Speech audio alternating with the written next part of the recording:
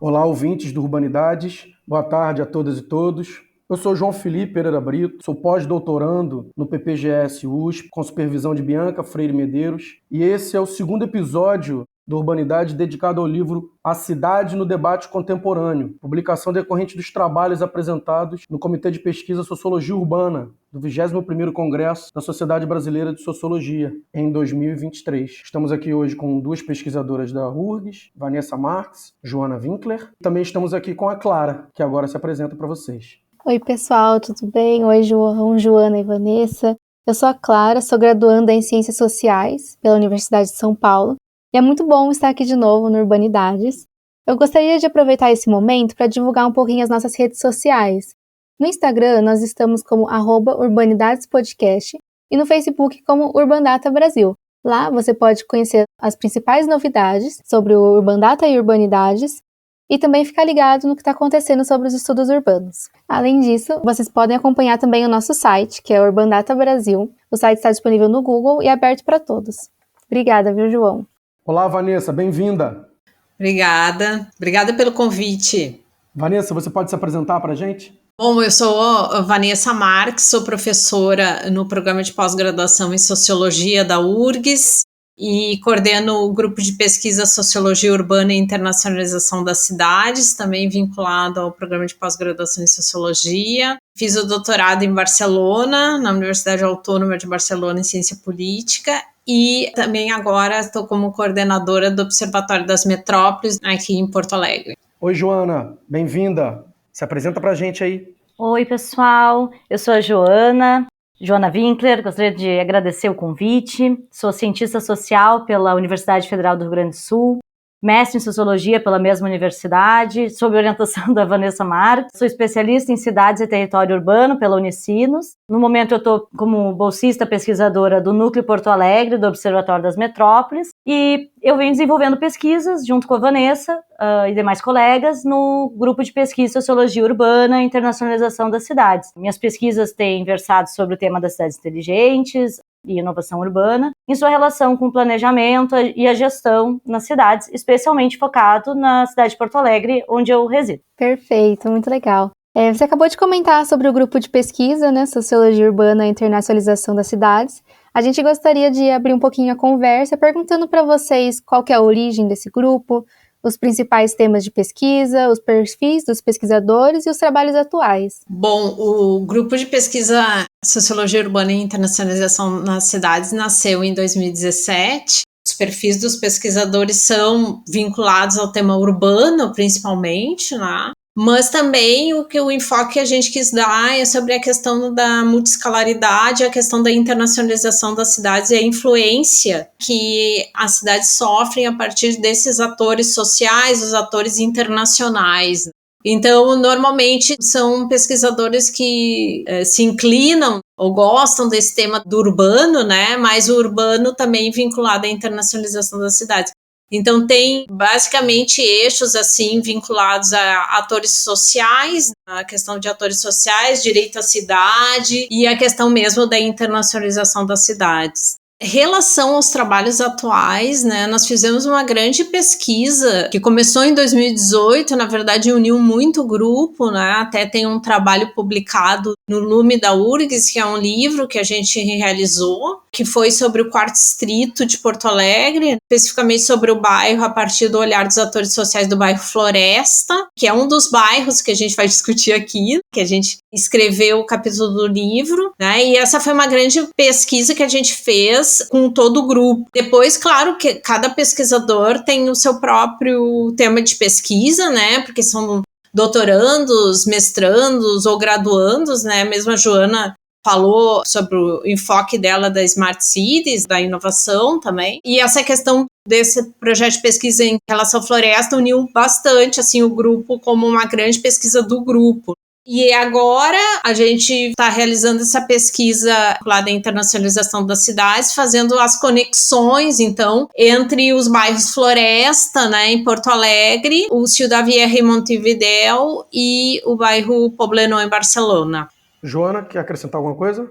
Vanessa chegou a citar um pouco da questão do livro, né, como resultado da pesquisa. É interessante que essa pesquisa que a gente realizou em conjunto, a gente tratou de vários temas, assim. Além dessa questão multiescalar que a Vanessa citou, a gente tratou da questão da cultura, da economia criativa, da governança urbana, dos projetos, dos planos de intervenção, também do olhar dos movimentos e organizações sociais frente às transformações no bairro, né? Então foram realizadas muitas entrevistas, também a gente utilizou algumas metodologias como de caminhadas. Então foi um trabalho muito interessante e uma primeira experiência de pesquisa coletiva, assim, que a gente teve. Bacana, bem bacana.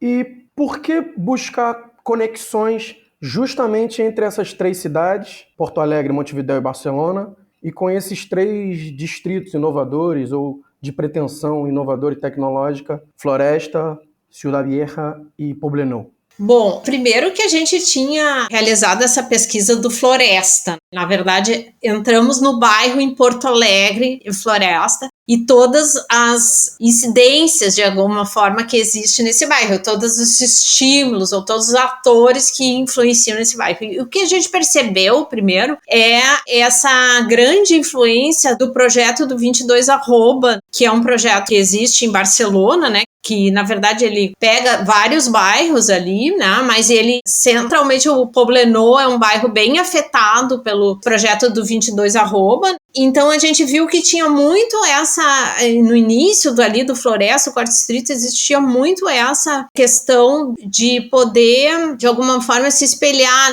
nesse modelo do 22 Arroba. Então, na verdade, uma das escolhas foi por causa disso, né, em relação principalmente ao Poblenou. Em relação à Ciudad Vieja, foi muito no sentido de também pegar uma outra cidade latino-americana que não fosse relacionada com o Brasil, mas que também tivesse bastante influência, não tanto do 22 Arroba, que trata mais nesse artigo, a gente trata sobre essa influência do 22 Arroba, mas também na relação com Barcelona, como Barcelona como cidade vai influenciando essas cidades latino-americanas. E, de alguma forma, naquele momento, a gente viu que, por exemplo, Ciudad Vieja era também um bairro que estava em transformação e que estava pensando também que tem essa influência de Barcelona nesse projeto de revitalização. Tanto que Ciudad Vieja foi um dos primeiros projetos de revitalização ali do centro histórico. Também era vinculado com cooperação espanhola e tudo isso. Então, para a gente poder pegar também não só as cidades brasileiras, né, mas pegar uma cidade brasileira, uma cidade latino-americana que tivesse um bairro assim, que tivesse essa influência e também, mas muito pautado por essa transferência, né, de modelos que viveu a América Latina a partir dessa influência de Barcelona no desenho urbano, né, nos projetos urbanos das cidades latino-americanas. Então foi um pouco essa intencionalidade de estabelecer conexões. E como tu tinha falado antes, né, João, a ideia não era fazer um estudo comparativo, né, mas traçar algumas conexões entre esses bairros que tivessem talvez eixos estruturadores que conectassem eles de alguma forma. E por isso nossa escolha ali no artigo, no livro, foi de conectar por essa questão das cidades inteligentes. Como esses 3 bairros existia essa influência sobre isso e como eles se identificavam de alguma forma ou não com isso. Perfeito, obrigada, viu, Vanessa? A próxima pergunta segue um pouquinho a questão da metodologia de vocês, né? Vocês falaram bastante no texto sobre uma preocupação metodológica sobre as diferentes escalas de observação territorial e sobre a combinação de dados diferenciados. Vocês podem falar um pouquinho mais sobre esses desafios que vocês encontraram e as vantagens dessa proposta? Bom, então, na questão mesmo da pesquisa no bairro Floresta, a gente até fez um exercício bem grande de metodologia, né? A gente apostou muito no grupo por inovações metodológicas ou tentar combinar diversas questões metodológicas, realizando entrevistas em profundidade e também essa questão das caminhadas que a gente tinha falado. Depois o segundo projeto, que agora é um projeto que ele tem esse desafio, né, de alguma forma, das conexões, a gente partiu muito dos estudos da Jennifer Robinson para tratar essa perspectiva mais metodológica a partir dessas conexões, que nesses estudos comparativos, que não é pegar os casos às vezes, porque o desafio do estudo comparativo, avalio assim, que é um estudo bem complexo e muitas vezes a realidade e o contexto social nacional dessas cidades, eles não são parecidos. Esse que é o desafio dos estudos comparativos. Então, como é que a gente pode trazer essa questão dessas conexões, pensando os temas, né? Então, pensando assim, mas também vendo como nas cidades existem essas influências da multiscala, né? Ou seja, como às vezes as influências internacionais nas cidades, elas se dão de forma que elas não são muito visíveis. Porque normalmente tem um agente, seja uma agência internacional, um banco internacional, que vai fazer um projeto numa área da cidade ou naquele bairro da cidade, e que muitas vezes vão se dando melhorias naqueles lugares, ou transformações nesses lugares, e às vezes a gente vê como talvez como uma política pública do governo local, mas a gente não consegue visualizar essa influência internacional através dessas agências que muitas vezes, e algumas vezes, né, colocam regras, principalmente em relação ao investimento, né, o investimento financeiro nessa área. Então, a gente não consegue visualizar. Então, a gente buscou, assim, no projeto, ainda essa pesquisa está sendo desenvolvida, né? É ver como essas influências dessas agências, desses bancos, vão modificando também o território. Claro que numa aliança com o governo local, que normalmente é o que, de alguma forma, organiza tudo isso no território, né? Mas a gente poder identificar e perceber essa escala é central nesse projeto. E, por um lado, a gente vê essas conexões e as questões contraditórias que acontecem, porque muitas vezes, por exemplo, a gente vê que tem empreendimentos num bairro que vão excluir pessoas. Por isso essa questão da internacionalização, mas também do direito à cidade, né? Como eixo estruturador teórico, assim, de pensar essas contradições e os conflitos também que vão se dando nos territórios e nesses bairros, principalmente. Eu acho, assim, que o desafio dos estudos comparativos é enorme, né? Mas por isso que talvez a escolha por uma escala mais bairro, né? De olhar os bairros, porque normalmente também o que acontece nesses estudos é que tu compara cidades. E o outro desafio é de poder pegar uma microescala ou ver essa questão mais microsocial dentro do bairro, pegar bairros, que é uma coisa difícil às vezes de perceber os estudos comparativos nessas conexões, que normalmente se trabalha com cidades. Uma coisa que eu estava pensando enquanto tu falava, Vanessa, é como se fosse um estudo comparativo, como iria... Porque eu fiquei pensando, assim, no tema das cidades inteligentes, que muitas vezes, muitos estudos são feitos exatamente com essa questão da comparação. E aí vira uma coisa de indicadores comparativos de melhor, pior, e, enfim, uma análise sociológica poderia ser muito mais profunda, né? E acho que essa é a nossa proposta, uma coisa mais qualitativa, um estudo mais qualitativo, com essas inovações metodológicas que tentam não cair nesse mesmo tipo de estudo, com comparações, com indicadores, ranqueamentos, esse tipo de coisa, né? Perfeito, perfeito. E aproveitando alguns aspectos do que vocês acabaram de contar, eu queria saber um pouquinho mais sobre qual é o feedback, qual é o nível e o tipo de participação que essas organizações de bairro, ou seja, essas organizações que aparecem na pesquisa de campo na microescala, como é que elas se relacionam com esses grandes projetos? Porque tem uma camada aí que é uma camada de macroescala, está muito direcionada à internacionalização, à referência que Barcelona se tornou, agências internacionais, assessorias, consultorias, certo?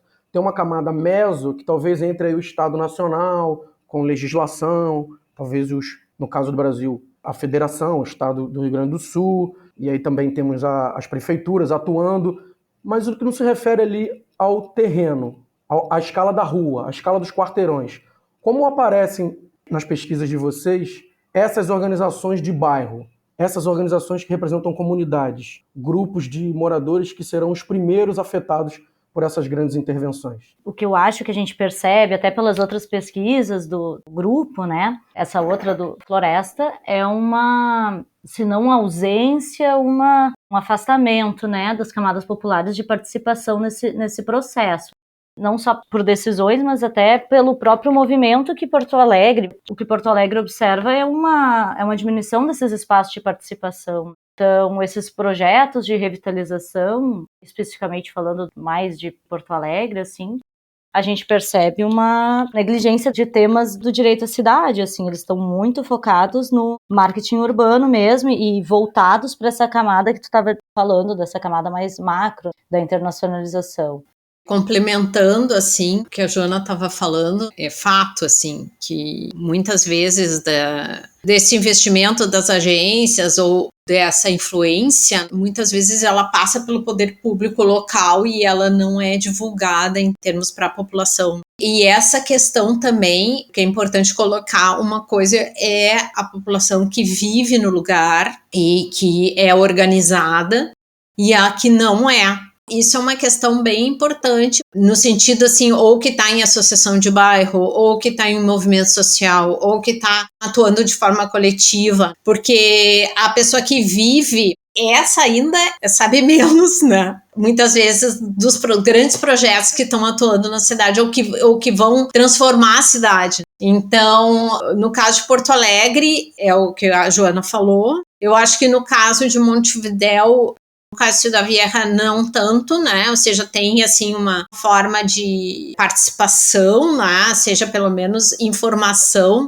para a população. E no caso de Barcelona, o que a gente foi vendo, assim, em relação é que Barcelona tem agora essa grande problemática do turismo na cidade. E esse território Poblenou, ele é completamente atravessado pelo turismo. Então agora tem um mega evento acontecendo em Barcelona, né, agora nesse período, e toda a questão da participação ou que o governo local está trabalhando aí em cima desse mega evento. Então, quer dizer, informando a população. Só que o que a gente vê na questão do direito à cidade? Por isso, essa problemática que é central, que é para não expulsão, né, dessa população desse lugar, porque muitas vezes esses grandes projetos vão transformando aquele território e a população que vive, que trabalha ali, né, vai ficando à margem desses processos. E é um pouco isso que tu estava perguntando, assim. Claro que cada bairro dessas cidades é de forma específica, né? Foi falando um pouquinho assim, mas no caso de Porto Alegre isso é visível, essa falta de comunicação para a população do que está acontecendo e dessa participação, né, de poder escutar esses projetos. Tanto que a gente vê, por exemplo, teve aquele projeto da Fundação Rockefeller das cidades resilientes, né, que também atravessou o território do Quarto Distrito. Eu acho que são várias influências aí e que a população não consegue ter acesso a esses projetos. No caso de Porto Alegre também é bem interessante de analisar em relação tanto aos projetos de intervenção ancorados no conceito, né, que a gente está trabalhando de cidade inteligente, inovação urbana, tem uma articulação chamada Pacto Alegre, que ela busca legitimar esses projetos. Então, o Pacto Alegre ele é uma articulação de setores empresariais, do poder público municipal, com vereadores, com o executivo, e alguns setores das principais universidades locais e da mídia corporativa local. E ele funciona como um legitimador desses processos e se apresentando como um espaço democrático de construção dessa visão de cidade, desses projetos. Mas quando tu vai ver a fundo, assim, é uma visão muito corporativa e ligada a essa escala da internacionalização da cidade e do marketing urbano, né? Então o pacto ele se organiza em macro desafios para a cidade, são vários os macro desafios, e eles são voltados para um desenvolvimento econômico a partir dessa ideia de inovação urbana, mas ainda muito corporativa, né? E esses projetos, eles têm vários projetos dentro desses macro desafios, eles giram em torno de tanto de criação de novos ambientes de inovação, quanto teste de novas tecnologias, alteração na gestão através da digitalização, desburocratização na máquina pública, que muitas vezes acaba significando desregulamentações do poder público sobre a iniciativa privada e do marketing urbano de Porto Alegre como uma cidade inovadora e o Quarto Distrito e o Floresta como uma vitrine, né, de atração dessa lógica. Mas aí também não há projetos ligados a uma perspectiva mais inclusiva, de criação de uma cidade mais justa, com iniciativas voltadas ao direito de cidade, habitação, saneamento, etc.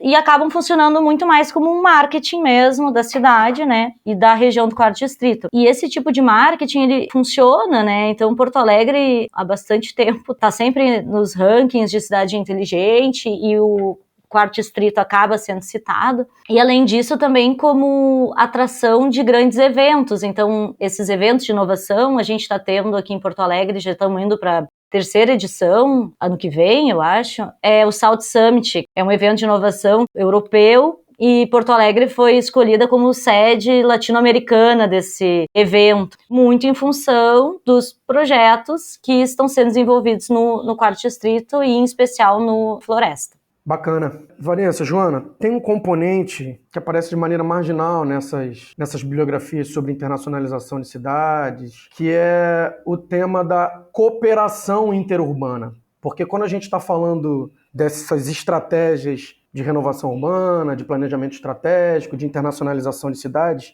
em geral, a gente está observando as cidades competindo como empresas, né?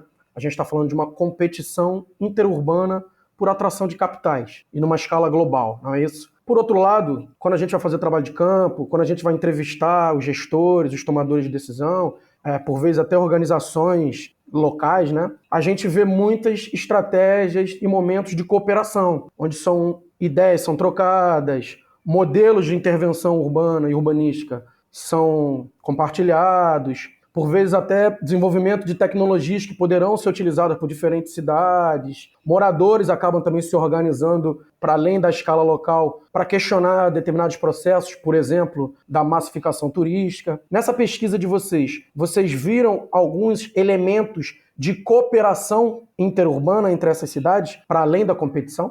Em relação a isso, eu entendo, assim, que existem redes de cidades, né? Mesmo assim, por exemplo, a rede Mercocidades, rede Eurocidades, existe uma escala aí de redes, né? Que é bem importante nisso que tu tá falando da cooperação. E também de transferência de conhecimento, né? Entre as cidades. Isso normalmente aparece, mas de forma tangencial, não aparece de forma como que a população vai estar junto trocando no tema da cooperação internacional mesmo, ou da cooperação descentralizada, que a gente chama, né, que é a cooperação cidade-cidade. Isso não aparece, né, na verdade, pelo menos na pesquisa, não aparece grande essa influência. Acho que também, né, João, seria outra pesquisa, né, a partir disso. Mas isso não aparece de forma tangencial, estou falando por quê? Porque aquele projeto da Rockefeller, 100 cidades resilientes, na verdade era identificar essas cidades da Fundação Rockefeller em rede, né? Porto Alegre era uma delas. O Montevidéu era outra delas, né? Mas depois teria que avaliar em cada território como isso está sendo trabalhado. Não acredito que nesse caso dessa pesquisa isso não foi identificado.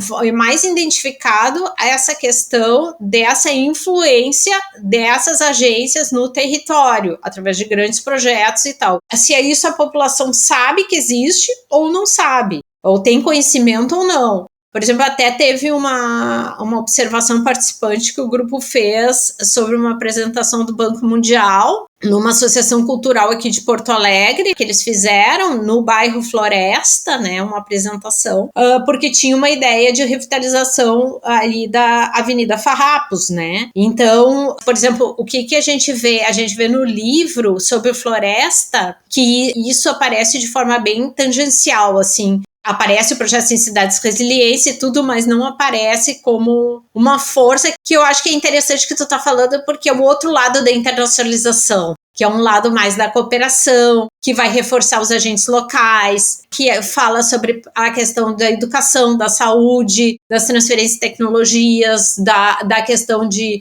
uma cidade ajudar a outra, né? Na cooperação descentralizada tem muito disso. Porto Alegre fez muito isso, né, historicamente. Porto Alegre recebia muitas delegações para aprender da metodologia do orçamento participativo. Por exemplo, mesmo na cooperação histórica de Barcelona com Porto Alegre, Barcelona veio técnicos saber do orçamento participativo, enquanto outros técnicos foram para Barcelona aprender do planejamento urbano ou da questão do turismo, etc. Então, existe esse tipo de cooperação, mas não apareceu nas pesquisas assim isso, né?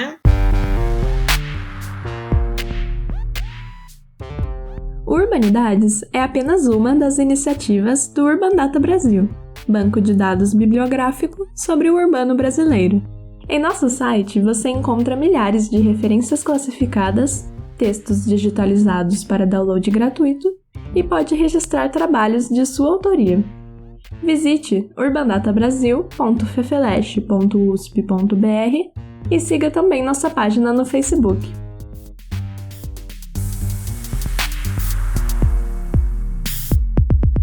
Já aproveitando um pouco o gancho, falar sobre Porto Alegre, a gente queria saber qual é a história da reabilitação urbana desses lugares, né, nesses bairros especificamente, e como foram sendo implementadas as políticas da cidade inteligente e de estímulo à inovação tecnológica. A nossa pesquisa, né, ela tratou do bairro Floresta, né, o bairro Floresta ele faz parte, como era chamado, né, o 4º distrito, e acabou ficando o único distrito aqui na nossa cidade que a gente chama ainda como distrito, então ele era uma zona predominantemente industrial durante o século XIX, e a partir do século XX ele sofreu transformações devido ao processo de desindustrialização do país, e mais recentemente, já na virada do século XXI, houve o movimento de substituição, né, dos galpões e fábricas por empreendimentos ligados à acumulação flexível, como diria o Harvey, né? Então surgem coworkings, hubs de inovação, iniciativas da economia criativa, etc.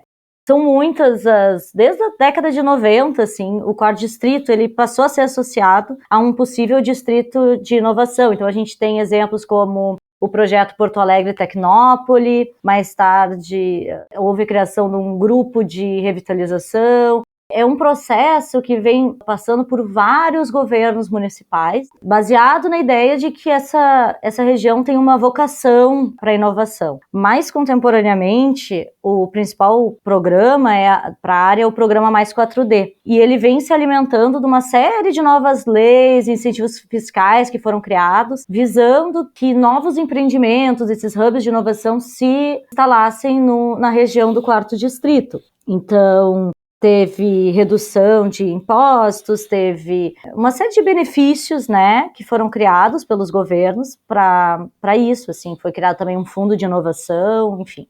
O objetivo, no geral, deles era essa transformação do 4º distrito como um território inovador, né? O que se vê nesse programa Mais 4D é que a gente percebe, tá? Pensando assim em relação às outras pesquisas que a gente desenvolve tanto no grupo quanto no Observatório das Metrópoles, é que o programa ele faz parte desse movimento de retalhar a cidade, assim, com diferentes projetos que alteram partes específicas da cidade, criando então, que nem os estudos urbanos falam das novas centralidades urbanas, né, que enfraquecem uma visão mais integral de toda a cidade, como a partir do nosso plano diretor, que inclusive está anos em processo de revisão e, enfim, a gente percebe todo um movimento de enfraquecimento dessa integração da cidade pelo plano diretor, né? Então a gente vê que, além do Mais 4D, a gente tem discutido muito aqui, inclusive na revisão do plano diretor, é um outro projeto, que é o Centro Mais, que é um outro projeto de revitalização para o centro histórico, também sobre a mesma lógica, se criando incentivos fiscais, alterações de altura, né? Mas tendo também processo de resistência por parte da população para essas novas construções. Então, assim como o 4º distrito se propôs a criação, e é uma coisa que a gente tratou especificamente nesse artigo, dos chamados prédios icônicos, né, que são uma tentativa da atual gestão para acelerar essa criação de novas construções que ultrapassam os limites estabelecidos pelo plano diretor. Então, nós temos pelo menos 2, assim, grandes aqui no Floresta, que ultrapassam a marca dos 117 metros de altura, e eles são voltados para o comércio, para a residência, mas claro que para um público específico, né. E é interessante também pensar que o Floresta, ele faz parte de uma fronteira entre os outros bairros do 4º distrito e esse centro onde está tendo esse projeto de revitalização. Então está se criando um corredor que se conecta a 2 grandes projetos de revitalização, e o bairro Floresta, ainda por cima, ele faz fronteira com um dos mais ricos da cidade, então o Moinhos de Vento. Então também é uma atração desse público, né, dessas classes. Inclusive é curioso pensar que um desses prédios icônicos que a gente fala no artigo, ele faz literalmente um corredor interno entre o empreendimento, né, que está de costas para o restante do bairro, e o Moinhos de Vento. Então, tá tendo muito investimento privado milionário e um discurso, né, de que eles iriam atrair bilhões de investimento para a cidade, enfim. Mas eles têm sido muito questionados, assim, um deles, inclusive, a construção é bem em frente de uma das comunidades mais pobres ali da região, que é a Santa Terezinha, e numa é uma contradição ali, assim, né, exposta na cidade. E aí, o que a gente percebeu foi que esse tema das cidades inteligentes acabou legitimando esses projetos, né, e esses processos de revitalização no 4º distrito, baseando-se nessa retórica, né, da inovação, da cidade inteligente, como legitimadora desses projetos que não dialogam com boa parte das necessidades desses bairros. Só complementando, né, a que a Joana falou, em relação ao projeto Mais 4D, que foi o projeto aprovado para a região, é considerado um projeto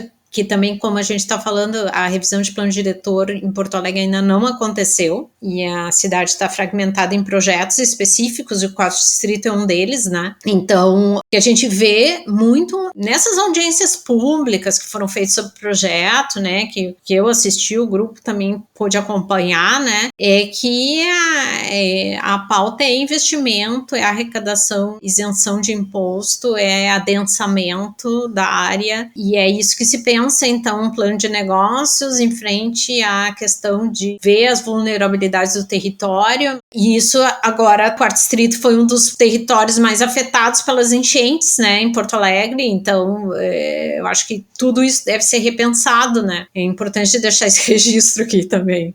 Sim, Vanessa, e a gente tinha elaborado as últimas 2 perguntas um pouco para pensar essa Porto Alegre pós-enchente. Mas antes, eu queria perguntar uma coisa que me veio agora que vocês duas estavam falando. Eu queria saber se nas pesquisas, mas especialmente sobre Porto Alegre, como é que aparecem os conflitos por espaço? Quais são os dados, talvez etnográficos, ou entrevistas, ou mesmo documentais que vocês têm, em que se possa ver as pessoas ou os grupos disputando os espaços que estão em transformação? Tem como trazer alguns elementos de cunho mais etnográfico, ou observações que vocês fizeram que possam descrever essas cenas ou essas situações sociais em que isso fique mais explícito? Eu acho, assim, que na pesquisa a gente não fez etnografia. A nossa metodologia da pesquisa foi feita em cima de entrevistas em profundidade, né, com alguns atores sociais, e nós fizemos as caminhadas exploratórias, né, e também as caminhadas exploratórias com o grupo inteiro, e depois a gente mapeou alguns agentes sociais, alguns atores para nos conduzir por essas caminhadas. A partir do olhar deles, assim, o que era importante no território a gente caminhar. Então, eu acho que a questão dos conflitos aparece nas entrevistas, né? Nas entrevistas aparecem principalmente essa disputa do território, e eu acho que foi muito forte a aprovação do Mais 4D, né, como projeto, porque foi tensionado pelos movimentos sociais, né, pelos moradores da área que estiveram, né, no momento da aprovação, foi reivindicado, mas era aquilo que a gente tinha falado no início, né, desde o momento que Porto Alegre, de alguma forma, a participação, ela não passa por ser central, né, sobre a política pública urbana, né, fica um vazio ali, né? Fica uma disputa de conflitos, ou seja, esses conflitos estão se dando nas audiências públicas, nos lugares que se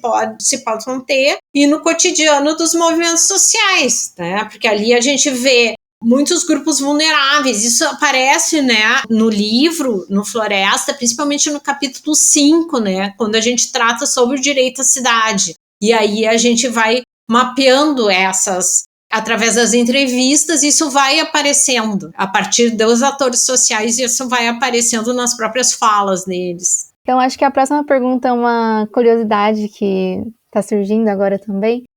O que vocês entendem como cidade inteligente? Qual a definição de vocês? Como que isso guiou a pesquisa? Então, a gente trabalha com uma perspectiva, né, de que mais que chamar uma cidade de inteligente, a ideia de Smart Cities fazem parte de uma agenda de intervenção urbana baseada no desenvolvimento de recursos que são tidos como inovadores para determinados agentes. Então, quer dizer, nosso foco não foi classificar alguma cidade dessas analisadas como inteligente ou não, até porque isso dependeria de indicadores e muitas vezes acabam sendo mais quantitativos do que qualitativos, né? Então, o nosso objetivo foi entender como esse discurso de tornar uma cidade inteligente tem sido usado para intervir nesses territórios analisados. Então, eu trabalhei o conceito na minha dissertação, né, E assim como outros autores, a gente acaba partindo da ideia de que as cidades inteligentes são um conceito socialmente construído, que acompanhou a evolução histórica da adoção de tecnologias, e a gente tem outros exemplos dessas nomenclaturas, então cidades digitais, cidades inovadoras, esse tipo de coisa. Mas o que se percebe é que a origem de Smart Cities vem numa escala global, decorrente de uma difusão pela iniciativa privada, então ela acaba servindo como um guarda-chuva para uma variedade de estratégias muito focadas em melhoria da competitividade econômica e da qualidade de vida urbana, mas de uma forma assim um pouco mais grosseira.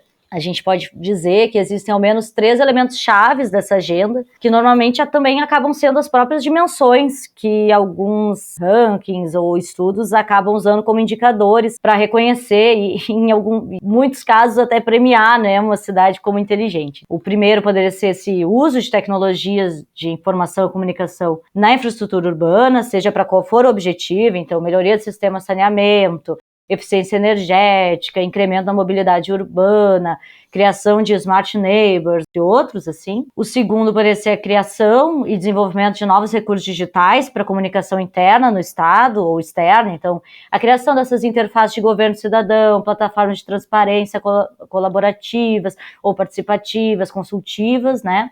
E esses elementos, esses 2 elementos, eles acabam se aliando com uma visão que a literatura das cidades inteligentes costuma chamar de visão sistêmica, né? Ou, no limite, uma visão mais tecnocêntrica da cidade inteligente. Então, é bastante baseado nesse uso de tecnologias.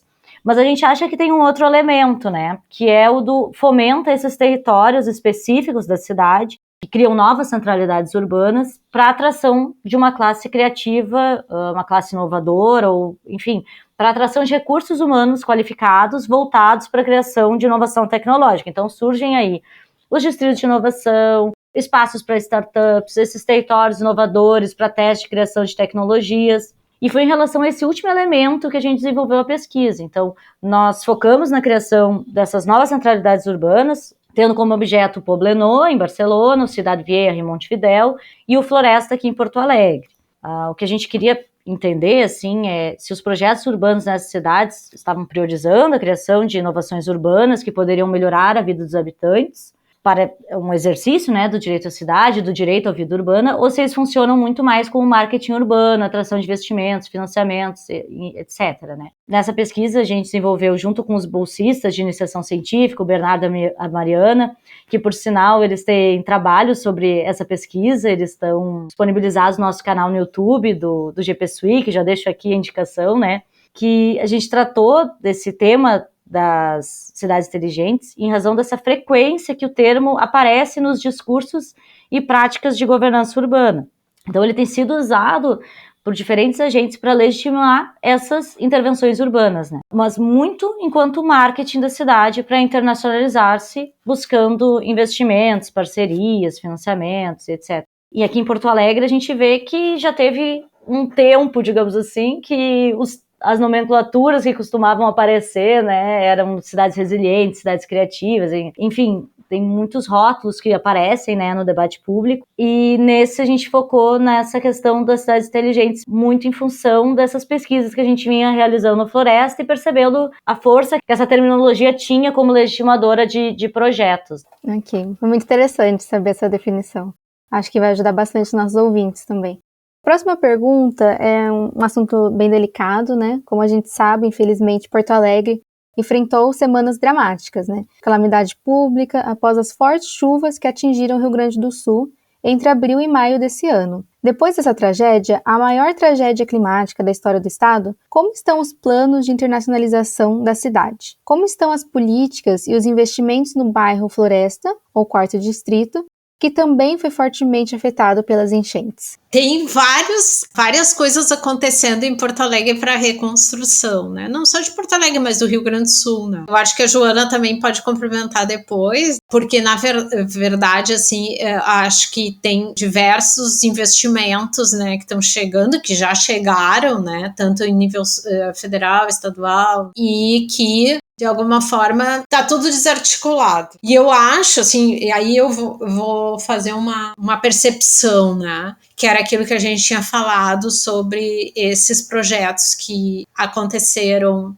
para fragmentar a cidade, né, fora do plano diretor, e que são 2 projetos centrais em que foram gravemente afetados pela enchente. Um no centro histórico, né, de Porto Alegre, e o outro o Quarto Distrito. Então, são áreas que realmente foram afetadas, né, e a gente viu que eram áreas, né, que necessitavam de uma segurança hídrica naqueles lugares. O Quarto Distrito, a gente pôde participar no projeto de extensão. Nós fizemos, além da pesquisa, nós realizamos um projeto de extensão sobre o Quarto Distrito, com diálogo com a comunidade, com conselheiros durante o ano de 2019, né? E a gente fez uma parceria com o IAB para realizar os planos de ação regional, né? Então, como a gente estava fazendo o projeto de extensão naquele momento sobre o Quarto Distrito, nós participamos da região de planejamento 1 e da região de planejamento 2, né? Que pega floresta, RGP1, né? E a região de planejamento 2 já pega a outra parte do Quarto Distrito, que é Navegantes, São Geraldo, Humaitá, né? Toda aquela outra zona que foi afetada. E ali já era a zona de alagamento. A gente sabe que as zonas alagavam e que foram feitos projetos especiais naquela área que necessitava drenagem, né? Então, o que aconteceu em Porto Alegre, claro, choveu muito, faz parte dessa época que nós estamos vivendo de mudanças climáticas, mas esta área já era avisada que alagava, né? Então, as 2 áreas, né? Então, que eu tô falando aqui, né, do centro histórico como do Quarto Distrito. Inclusive, quando vocês nos perguntaram sobre a questão de quais projetos já de inovação e, enfim, outros projetos, como que é a história, né, dessa região em relação a esses projetos, sempre esteve atrelado a todos os projetos essa questão dos alagamentos nessa região. Então, a prefeitura já tinha encomendado um estudo para o Banco Mundial, toda discussão sobre cidades resilientes foi muito atrelada à questão dos alagamentos do Quarto Distrito. Então, assim, e além disso, bom, agora já é sabido, né, que a prefeitura já tinha tido acesso aos estudos que demonstravam o quanto o nosso sistema de contenção estava com problemas, né, então houve muita negligência. Além disso, houve uma fala do nosso prefeito que repercutiu bastante, que é ele dizendo que muitas pessoas não deveriam estar lá nos locais onde inundou. E aí, quando tu vai ver que lugares são esses, são os lugares onde tinham esses projetos especiais, né? Então, assim, ali no Quarto Distrito, a gente teve o projeto da Arena em função da Copa do Mundo, que houve modificação daquela região. Teve ampliação do aeroporto, que também já está sendo investigado, quanto essa ampliação do aeroporto não teve impacto, né, na quantidade de água que entrou nos bairros ali.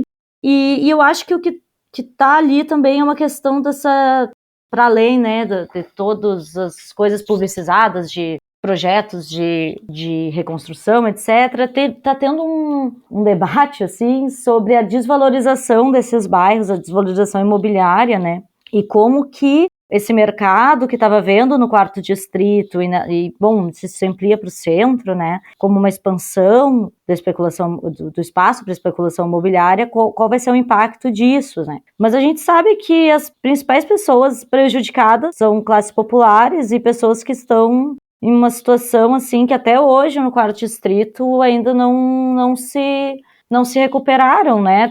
Tem bairros ali que ainda estão com todos os lixos já estão se tornando gases, enfim. Então, é um futuro de incerteza mesmo, assim, e a aparente falta de participação, assim, nessa reconstrução, né? Tanto que nossa prefeitura optou por consultores internacionais, etc., para pensar esses projetos e, enfim, tem também as nossas disputas locais sobre quem vai participar do processo de reconstrução, né? Inclusive, a gente tem discutido, assim, nos nossos grupos sobre o termo da reconstrução, né? Reconstruir, porque não é como se antes o que estava dado, né, na cidade estivesse bom. Então, a ideia de reconstrução dá uma ideia de voltar ao estágio que estava antes, mas o estágio que estava antes não é adequado também, né? Então, enfim, fica uma reflexão para a gente pensar um pouco nesses termos que a gente tem usado aqui, assim. Excelente, Joana. E já aproveitando um elemento que você citou, tem um aspecto dessa bibliografia sobre os grandes projetos de renovação ou reabilitação urbana que há uma certa recorrência de um conjunto de estratégias associadas, quase como se fosse um pacote de ações que se repete em muitas cidades mundo afora, né? Então a gente observa sempre a chegada de novos equipamentos que vão funcionar como âncoras para a atração de investimentos e visitantes. Aí a gente pode estar pensando em museus, arenas esportivas, condomínios, os tais prédios icônicos que vocês citam, né? A gente também observa também esses grandes projetos de reabilitação urbana associados a grandes eventos, ora grandes eventos esportivos, no caso de Porto Alegre, o South Summit, né, com startups e investidores da economia digital, e também, junto com esses equipamentos, junto com esses grandes eventos, a gente vê uma série de investimentos simbólicos, ou seja, aquelas iniciativas em geral do poder público que estão muito vinculadas à estratégia de branding urbano, né? Especificamente sobre esse último aspecto, vocês percebem alguma mudança nos discursos, nos slogans e nas expectativas da cidade de Porto Alegre após esses trágicos eventos do primeiro semestre?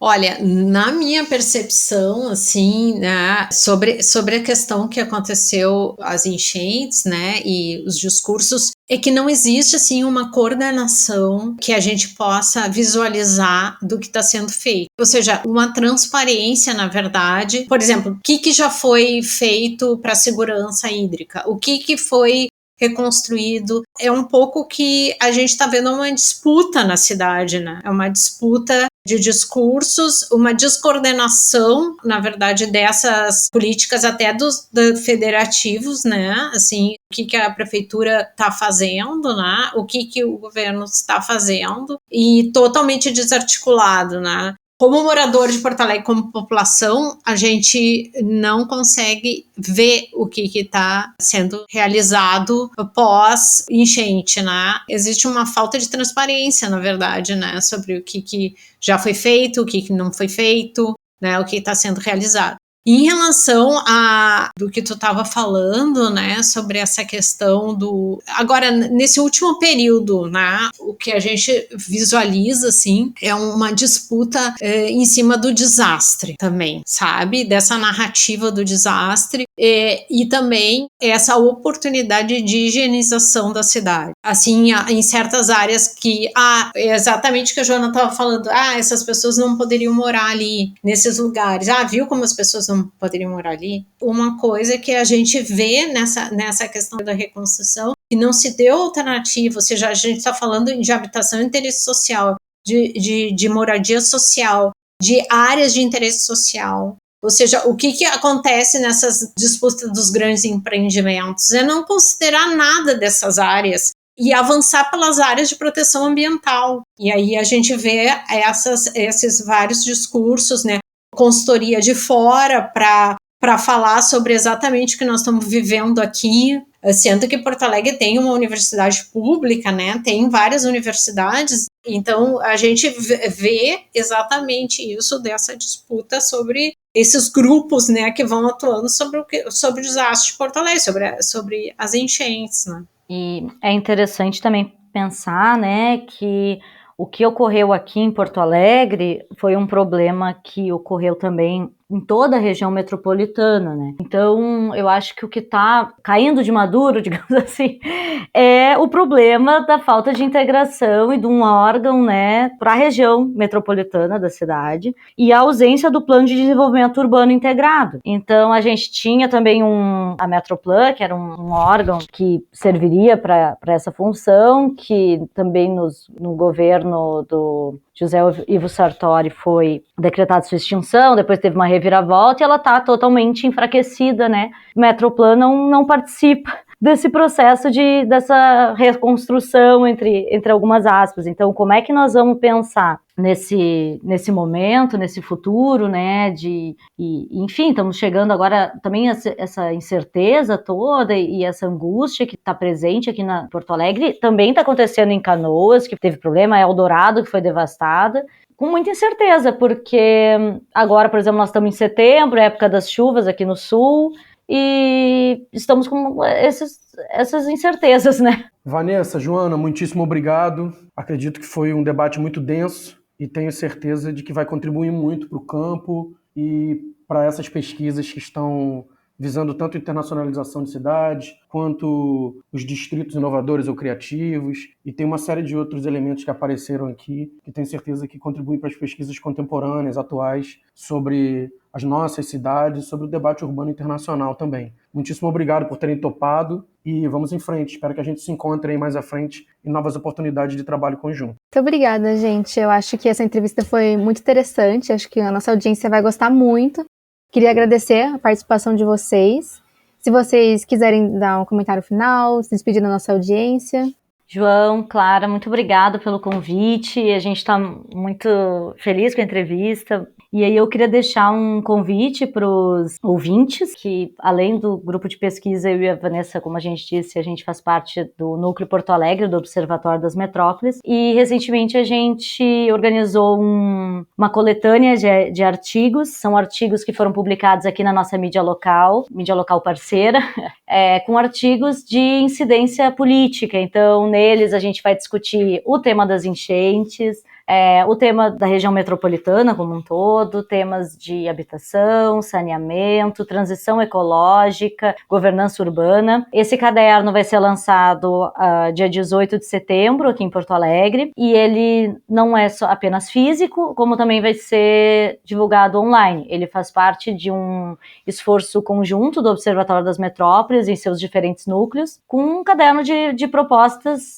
visando as eleições municipais, né? Então, fica aí o convite para todos e, de novo, muito obrigada pelo espaço. Gostaria de agradecer também, né, Clara, João, pela entrevista, né, todo o apoio técnico do Urbanidades aqui também. Um abraço para a Bianca também, né, que leva esse projeto adiante. Então, é bem importante a gente poder divulgar as pesquisas, né, e fiquei bem contente, assim, de participar e também de saber que vocês estão dando essa atenção para o livro, né, de alguma forma tirando o livro do papel, né, e poder entrevistar as pessoas que participaram desse livro do Comitê de Pesquisa de Sociologia Urbana da SBS. Obrigada. Também quero convidar vocês para nos seguir nas redes sociais, né, do nosso grupo de pesquisa. Lá a gente publica as nossas novidades, outros trabalhos. E a gente tem tanto canal no YouTube, quanto página no Instagram e no Facebook. E também do nosso Núcleo Porto Alegre, do Observatório das Metrópoles, que também costumamos republicar todos os nossos artigos dos jornais, nas nossas entrevistas. E é isso, agradecer então. Muito obrigada pelo espaço.